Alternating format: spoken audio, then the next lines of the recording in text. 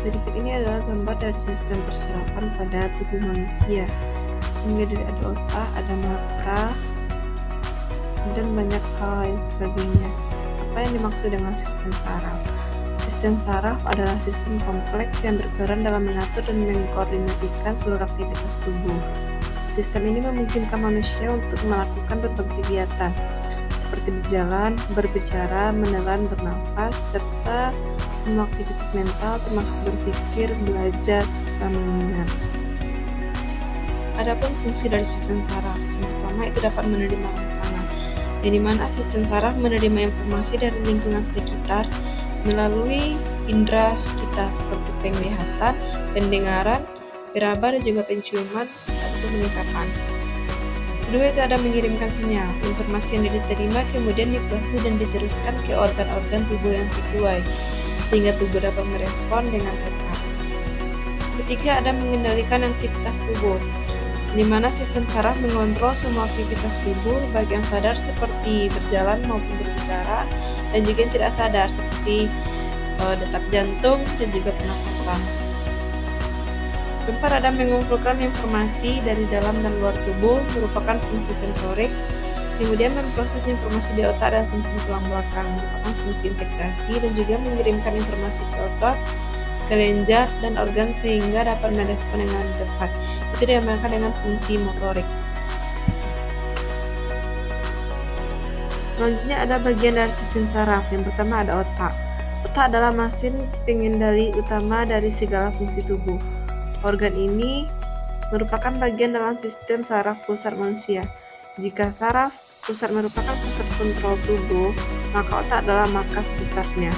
Otak terbagi dalam beberapa bagian dengan fungsinya masing-masing. Secara umum, bagian otak terdiri dari otak besar, otak kecil, batang otak, serta bagian-bagian otak lainnya. Bagian-bagian ini dilindungi oleh tengkorak dan selaput otak atau meninges dan dikelilingi oleh cairan cerebrospinal untuk menghindari terjadinya cedera otak.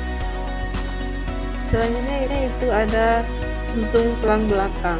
Sama dengan otak, sumsum tulang belakang juga merupakan bagian dari susunan saraf pusat. Sumsum tulang belakang langsung terhubung ke otak melalui batang otak dan kemudian mengalir sepanjang ruas tulang belakang. Saraf tulang belakang berperan dalam aktivitas sehari-hari dengan mengirimkan sinyal dari otak ke bagian lain dari tubuh dan memerintahkan otak untuk bergerak. Sumsum tulang belakang juga menerima masukan sensorik dari tubuh, memprosesnya, dan mengirimkan informasi tersebut ke otak. Berikut ini adalah bagian dari beberapa gambaran dari sistem saraf. Ini sistem saraf yang terdapat pada tubuh manusia. Ini gambar dari mata, sel mata atau penglihatan. Ini telinga. Selanjutnya, ada komponen utama dari sistem saraf. Sistem saraf pusat atau SSP terdiri dari otak dan sumsum tulang belakang. SSP berfungsi sebagai pusat kontrol utama tubuh. Otak, pusat kendali utama yang mengatur pikiran, emosi, ingatan, dan gerakan. Sumsum tulang belakang menghubungkan otak dengan seluruh tubuh dan mengendalikan refleks. Kemudian ada sistem saraf tepi atau SST, terdiri dari saraf-saraf yang menghubungkan SSP dengan seluruh bagian tubuh. SST dibagi menjadi, pertama itu ada sistem saraf somatik, mengontrol gerakan sadar. Kedua itu ada sistem saraf otonom, yang mengontrol gerakan tidak sadar. Sistem saraf bekerja melalui transmisi sinyal listrik dan kimia antar neuron. Sinyal listrik merambah sepanjang akson neuron, sedangkan sinyal kimia atau neurotransmitter dilepaskan pada sinapsis untuk merangsang neuron berikutnya. Kesimpulannya pada sistem persarafan yaitu jaringan kompleks yang mengontrol dan mengkoordinasikan seluruh aktivitas tubuh, mulai dari gerakan sederhana hingga pikiran yang paling rumit. Semuanya diatur oleh sistem saraf. Sistem saraf ini memungkinkan kita untuk merasakan, berpikir, bergerak, berinteraksi dengan lingkungan sekitar kita. Apapun yang kita lakukan itu bersumber dari otak kita.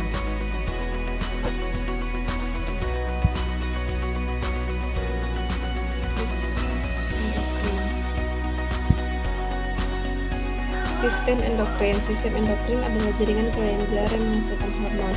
Hormon-hormon ini berperan sebagai utusan kimia yang membawa pesan ke berbagai bagian tubuh, mengatur berbagai fungsi tubuh seperti pertumbuhan, metabolisme, reproduksi, dan suasana hati. Komponen utama yang terdapat dalam sistem endokrin itu ada kelenjar hipofisis, sering disebut sebagai kelenjar master karena mengontrol aktivitas kelenjar endokrin lainnya, seperti yang tertera di gambar. Selanjutnya itu ada kelenjar tiroid. Kelenjar tiroid adalah kelenjar berbentuk kupu-kupu yang terletak di bagian depan leher, tepat di bawah jakun. Kelenjar ini termasuk dalam sistem endokrin yang berperan penting dalam mengatur berbagai fungsi tubuh. Fungsi utama kelenjar tiroid adalah menghasilkan hormon tiroid, yaitu tiroid, tironin, dan tiroksin T4. Hormon-hormon ini memiliki peran vital dalam mengatur metabolisme tubuh, yaitu proses di mana tubuh mengubah makanan menjadi energi. Selanjutnya itu ada kelenjar paratiroid. Kelenjar paratiroid adalah 4 kelenjar kecil yang terletak di belakang kelenjar tiroid di leher. Meskipun ukurannya sangat kecil, kelenjar ini memiliki peran yang sangat penting dalam mengatur kadar kalsium dalam darah. Fungsi utama kelenjar paratiroid adalah menghasilkan hormon paratiroid atau PTH. Hormon ini berperan penting dalam mengatur keseimbangan kalsium yang ada di dalam tubuh. Selanjutnya ada kelenjar adrenal. Kelenjar adrenal juga dikenal sebagai kelenjar supranalis, adalah sepasang kelenjar endokrin yang terletak di atas ginjal. Kelenjar ini memiliki bentuk segitiga dan berukuran sekitar 5 cm, panjangnya dan lebarnya sekitar 3 cm. Kelenjar adrenal memiliki peran yang sangat penting dalam tubuh, yaitu memproduksi berbagai hormon yang mengatur berbagai fungsi tubuh, termasuk respon terhadap stres, metabolisme, tekanan darah, sistem kekebalan tubuh, dan perkembangan karakteristik seksual. Selanjutnya yaitu ada bagian kelenjar adrenal. Korteks adrenal. Bagian luar kelenjar adrenal yang menghasilkan hormon kortisol, aldosteron, dan hormon seks. Kedua itu ada medula adrenal. Bagian dalam kelenjar adrenal yang menghasilkan hormon adrenalin dan noradrenalin. Selanjutnya ada pankreas. Sebagai kelenjar endokrin, pankreas menghasilkan hormon yang mengatur kadar gula darah dalam tubuh kita. Fungsi pankreas dalam sistem endokrin. Sebagai bagian dari sistem endokrin, fungsi utama pankreas adalah menghasilkan hormon insulin dan glukagon. Kedua hormon ini bekerja sama untuk menjaga kadar gula darah tetap stabil. Pertama itu insulin. Insulin merupakan hormon yang berfungsi untuk menurunkan kadar gula darah dengan cara membantu sel-sel tubuh menyerap glukosa atau gula dari darah untuk digunakan sebagai energi. Kedua itu glukagon. Hormon glukagon berfungsi sebaliknya, yaitu meningkatkan kadar gula darah dengan cara merangsang hati untuk melepaskan glukosa ke dalam darah. Yang terakhir itu ada gonad. Gonad adalah organ reproduksi yang menghasilkan sel kelamin atau gamet pada manusia dan hewan. Gonad dibagi menjadi 2 jenis. Yang pertama ada testis, yaitu gonad pada laki-laki yang menghasilkan sperma. Yang kedua ada ovarium. Ovarium merupakan gonad pada perempuan yang menghasilkan sel telur. Gambar yang pertama itu ovarium pada perempuan, dan gambar yang kedua itu ada testis pada laki-laki yang menghasilkan sperma. Kesimpulannya adalah sistem endokrin ini merupakan sistem yang kompleks dan sangat penting untuk menjaga kesehatan tubuh. Dengan memahami bagaimana sistem endokrin bekerja, kita dapat lebih menghargai pentingnya menjaga keseimbangan hormon dalam tubuh. Materi selanjutnya itu ada sistem reproduksi. Apa itu sistem reproduksi? Sistem reproduksi adalah kumpulan organ dan struktur dalam tubuh yang bertanggung jawab untuk menghasilkan keturunan atau reproduksi. Baik pria maupun wanita memiliki sistem reproduksi yang unik dan saling melengkapi. Selanjutnya yaitu ada sistem reproduksi pada pria. Sistem reproduksi pria berfungsi untuk memproduksi sperma, menyimpannya, dan menyalurkannya ke dalam tubuh wanita saat hubungan seksual. Organ-organ utama dalam sistem reproduksi pria antara lain yaitu ada testis, di mana produksi sperma dan hormon testosteron. Kedua itu ada epididymis. yaitu tempat penyimpanan sementara sperma untuk matang. Yang ketiga itu ada vas deferens, saluran yang membawa sperma dari epididymis ke uretra. Keempat ada kelenjar aksesori. Kelenjar aksesori ini menghasilkan cairan semen yang memberikan nutrisi dan melindungi sperma. Yang kelima itu ada penis. Penis ini adalah organ kopulasi yang berfungsi untuk menyalurkan sperma ke dalam vagina wanita. Seperti gambar yang tertera di samping. Selanjutnya ada sistem reproduksi wanita. Sistem reproduksi wanita berfungsi untuk memproduksi sel telur atau ovum, menjadi tempat terjadinya pembuahan dan tempat perkembangan janin hingga saat persalinan. Organ-organ utama dalam sistem reproduksi wanita antara lain: satu ada ovarium. Ovarium ini menghasilkan sel telur dan hormon estrogen dan progesteron. Yang kedua ada tuba fallopi. Tuba fallopi adalah saluran yang menghubungkan ovarium dengan rahim tempat terjadinya pembuahan. Yang ketiga ada rahim. Rahim adalah organ berbentuk buah pir yang menjadi tempat berkembangnya janin. Yang keempat ada serviks. Serviks yaitu bagian bawah rahim yang menghubungkan rahim dengan vagina.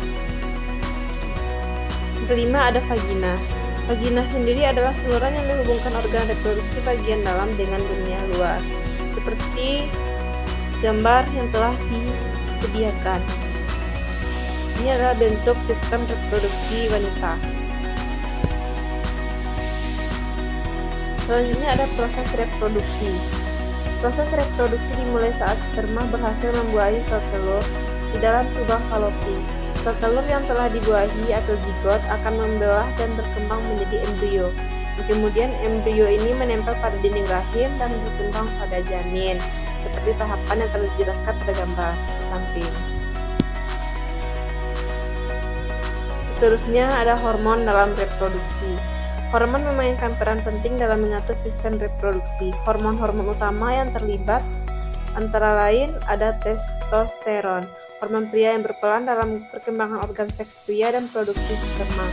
Kedua ada estrogen dan progesteron, yaitu hormon wanita yang mengatur siklus menstruasi dan kehamilan. Kesimpulannya, yaitu pada manusia reproduksi seksual melibatkan sistem reproduksi pria dan wanita. Sistem reproduksi pria menghasilkan sperma, sedangkan sistem reproduksi wanita menghasilkan ovum. Pembuahan terjadi ketika sperma membuahi ovum di dalam tuba fallopi. Zigot yang berbentuk kemudian akan berkembang menjadi embrio dan selanjutnya menjadi janin di dalam rahim. Pentingnya reproduksi. Satu, yaitu ada kelangsungan hidup spesies. Yang kedua ada variasi genetik. Yang ketiga berfungsi sebagai perkembangan populasi.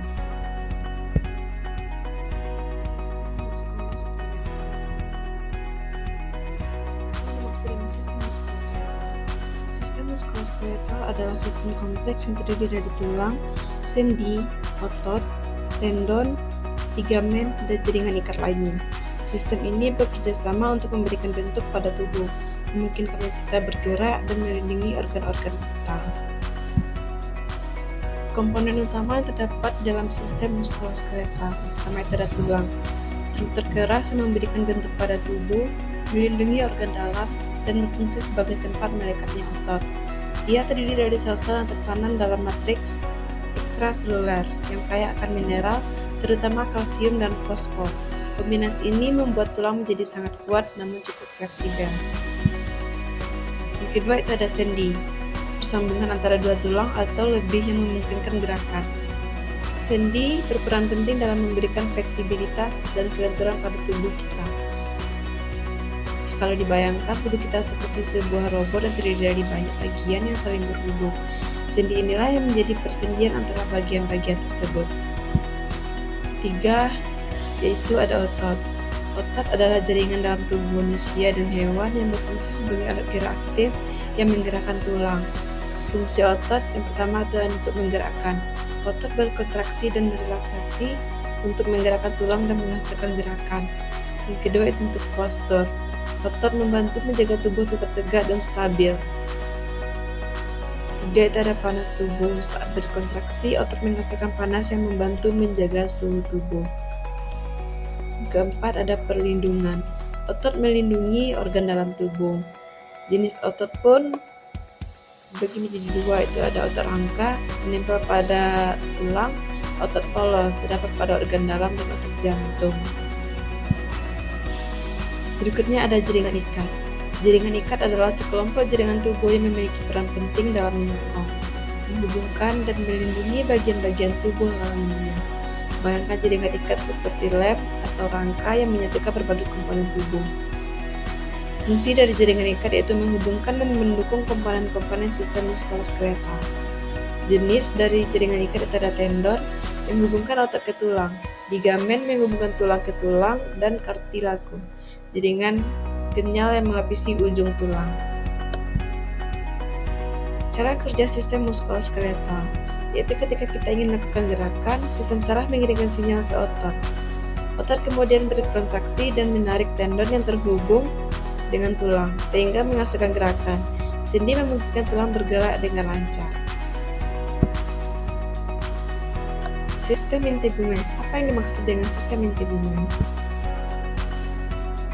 Sistem integumen adalah sistem organ terbesar dan paling berat pada tubuh manusia, yang dimana sistem ini berfungsi sebagai pelindung tubuh dari berbagai ancaman dari lingkungan luar. Integumen berasal dari kata Latin, yaitu integumento, yang berarti bentuk. Komponen utama sistem integumen. Sistem integumen ini terdiri dari kulit dan berbagai aksesorisnya, seperti kulit, lapisan terluar tubuh yang terdiri dari beberapa lapisan, rambut, tumbuh dari folikel rambut di kulit, kuku, pelindung ujung jari dan kaki. Tepat itu ada kelenjar keringat, menghasilkan keringat untuk mengatur suhu tubuh. Yang terakhir ada kelenjar minyak, menghasilkan minyak untuk melembabkan kulit. Berikutnya itu ada fungsi dari sistem integumen. Di gambar ini adalah rangkaian sistem kulit, rambut, ini adalah jaringan-jaringannya. Fungsi dari sistem integumen tersendiri adalah yang pertama itu ada perlindungan, melindungi tubuh dari gesekan, bakteri, virus, dan sinar ultraviolet. Kedua itu regulasi suhu tubuh melalui keringat dan pembuluh darah. Selanjutnya itu ada ekresi, membuang zat sisa melalui keringat. Sensasi, mengandung reseptor saraf untuk merasakan sentuhan, tekanan, suhu, dan nyeri. Terakhir itu ada sintesis vitamin D. Kulit membantu mengubah kolesterol menjadi vitamin D ketika terkena sinar matahari.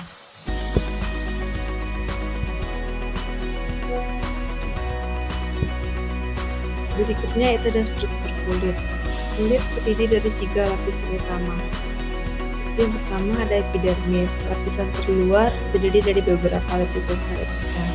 Lapisan paling atas, stratum corneum, terdiri dari sel-sel mati yang terus-menerus mengelupas. Yang kedua ada dermis, lapisan tengah mengandung pembuluh darah, kelenjar keringat, kelenjar minyak, folikel rambut, dan reseptor saraf. Yang ketiga ada hipodermis atau subkutis, lapisan terdalam terdiri dari jaringan lemak yang berfungsi sebagai isolator dan cadangan energi. Terdapat gangguan pada sistem integumen. Yang pertama itu ada ekstrem, peradangan kulit yang menyebabkan kulit menjadi merah, gatal, dan bersisik. Kedua itu ada psoriasis, penyakit kulit kronis yang menyebabkan munculnya bercak merah bersisik. Ketiga itu ada jerawat, peradangan pada kelenjar minyak. Selanjutnya ada kanker kulit, pertumbuhan sel kulit yang tidak normal. Yang terakhir ada infeksi kulit, infeksi bakteri, virus, atau jamur. Berikutnya itu ada sistem respirasi. Apa itu sistem respirasi atau mesin pernapasan tubuh?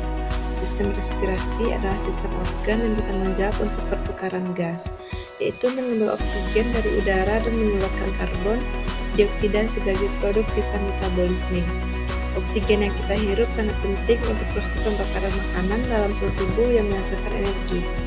Adapun fungsi dari sistem respirasi yaitu yang pertama ada untuk pertukaran gas, mengambil oksigen dari udara dan mengeluarkan karbon dioksida. Kedua ada membantu pengaturan pH darah dengan mengatur kadar karbon dioksida dalam darah. Ketiga ada membantu produksi suara melalui getaran pita suara. Keempat ada perlindungan tubuh yaitu menghalangi masuknya benda asing ke dalam tubuh. Selanjutnya organ-organ penyusun di dalam sistem respirasi. Sistem respirasi ini terdiri dari beberapa organ antara lain itu ada hidung, tempat masuknya udara berfungsi untuk menyaring, menghangatkan, dan melembabkan udara. 2. Itu ada faring atau tenggorokan, saluran bersama untuk sistem pernapasan dan pencernaan. 3. Itu ada laring atau kotak suara, mengandung pita suara untuk menghasilkan suara. Seperti kita berbicara ini, itu dihasilkan dari pita suara kita, menghasilkan suara. Yang keempat itu ada trakea atau batang tenggorokan, tabung yang menghubungkan laring dengan bronkus, dilapisi oleh sedia untuk menyaring partikel debu. Selanjutnya itu ada bronkus, ada cabang dari trakea yang menuju ke paru-paru. Bronchiolus, cabang dari bronkus yang semakin kecil. Di bawah bronchiolus ada alveolus, kantung udara kecil di ujung bronchiolus, tempat terjadinya pertukaran gas. Selanjutnya itu ada paru-paru, di mana organ utama pernapasan berisi jutaan alveolus. Terakhir itu ada diafragma, otot yang membatasi rongga dada dan rongga perut, berperan penting dalam mekanisme pernapasan. Selanjutnya itu ada mekanisme pernapasan. Yang pertama ada inhalasi atau inspirasi, diafragma berkontraksi dan bergerak ke bawah. Rongga dada membesar, tekanan udara dalam paru-paru menurun, udara dari luar masuk ke paru-paru. Yang kedua ada ekhalasi atau expirasi, di mana diafragma relaksasi dan bergerak ke atas.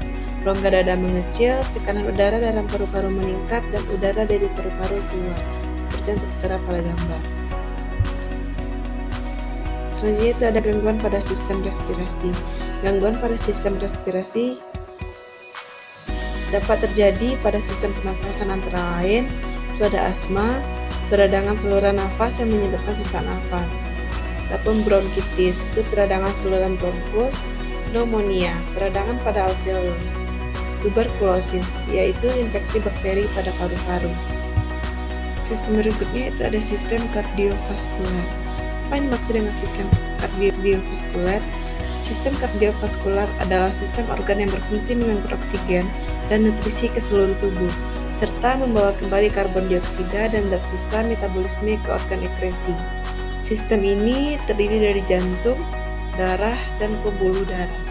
Fungsi dari sistem kardiovaskuler itu ada transportasi, mengangkut oksigen, nutrisi, hormon, dan sel-sel darah ke seluruh tubuh. Kedua ada perlindungan, membantu melawan infeksi dengan mengangkut sel darah putih ke area yang terinfeksi. Ketiga ada regulasi, membantu mengatur suhu tubuh, pH darah, dan keseimbangan cairan. Komponen sistem kardiovaskuler yang pertama ada jantung, organ otot yang berfungsi memompa darah ke seluruh tubuh, terdiri dari 4 ruang, ada atrium kanan, vertikal kanan, atrium kiri, dan vertikal kiri. Katup jantung mencegah darah mengalir balik. Yang kedua yaitu ada darah. Darah, cairan yang terdiri dari plasma dan sel-sel darah, seperti eritrosit, leukosit, dan trombosit. Eritrosit membawa oksigen, leukosit berperan dalam sistem imun, dan trombosit berperan dalam pembekuan darah. Ketiga itu ada pembuluh darah. Arteri, pembuluh darah yang membawa darah keluar dari jantung. Vena, pembuluh darah yang membawa darah kembali ke jantung. Pembagian pembuluh darah yang ketiga itu ada kapilar, pembuluh darah terkecil yang menghubungkan arteri dan vena, tempat terjadinya pertukaran zat antara darah dan sel-sel tubuh. Selanjutnya itu ada peredaran darah. Terdapat 2 jenis peredaran darah. Yang pertama, peredaran darah besar. Darah kaya oksigen dipompa dari jantung ke seluruh tubuh, kemudian kembali ke jantung dalam keadaan miskin oksigen atau kurang oksigen.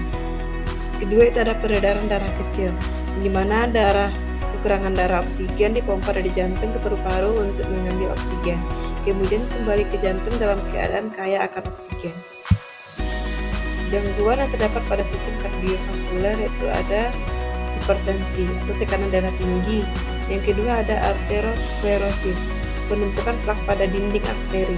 Yang ketiga ada serangan jantung, kematian sel-sel otot jantung akibat kekurangan oksigen. Yang keempat ada stroke, kematian sel-sel otak akibat terputusnya pasokan darah.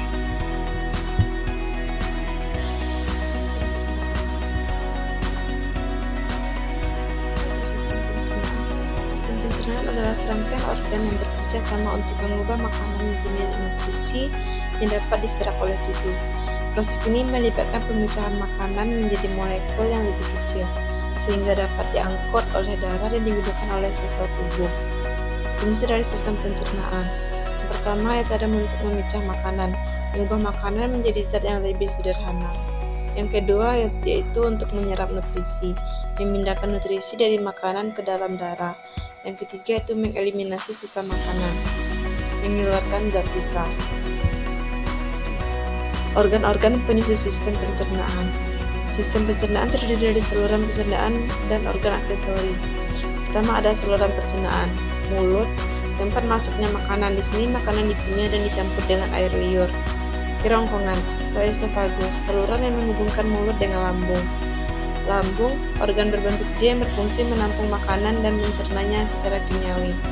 Usus halus terdiri dari duodenum, jejunum, dan ileum. Disinilah sebagian besar nutrisi diserap. Selanjutnya itu ada usus besar, menyerap air dan membentuk feses.